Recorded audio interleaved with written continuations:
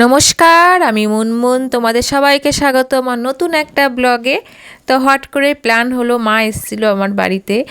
তো পম্পি বললো যে চলো মাম্মি একটু ঘুরে আসি খাটুশ্যাম মন্দিরে। তো আমি বললাম চলো যাই। এবার যখন আমরা গেছি তখন কিন্তু বৃষ্টি ছিল না, টোটোতে উঠেছি কি বৃষ্টি, আর এখানে তবুও হালকা বৃষ্টি হচ্ছিলো। আমরা মন্দিরে পৌঁছে গেছি, ওখানে খুব সুন্দর প্রোগ্রাম হচ্ছিল।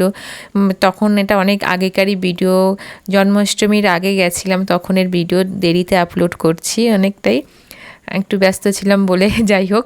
তো খুব সুন্দর প্রোগ্রাম হচ্ছিল, ওখান থেকে ফেরার ইচ্ছাই ছিল না, অনেকক্ষণ আমরা বসেছিলাম ওখানে।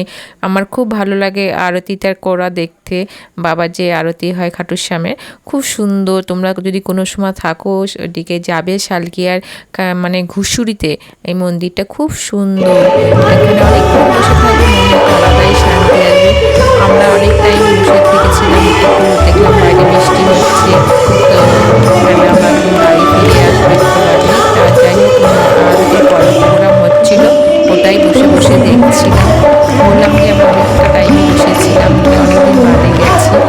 আর এই তো সবাই আস্তে আস্তে আরতি করে অনেকক্ষণই বসেছিল, সব বাড়ির দিকে অনেকে ফিরে যাচ্ছে। তো আমরাও বললাম যে চলো এবার আমরা বাড়ির দিকে রওনা হই। তা যাওয়ার আগে সকলেই আমার সঙ্গে আবার দর্শন করে নাও খাটুশ্যাম বলেই আমি একটু ভিডিওটা নিতে পেরেছিলাম।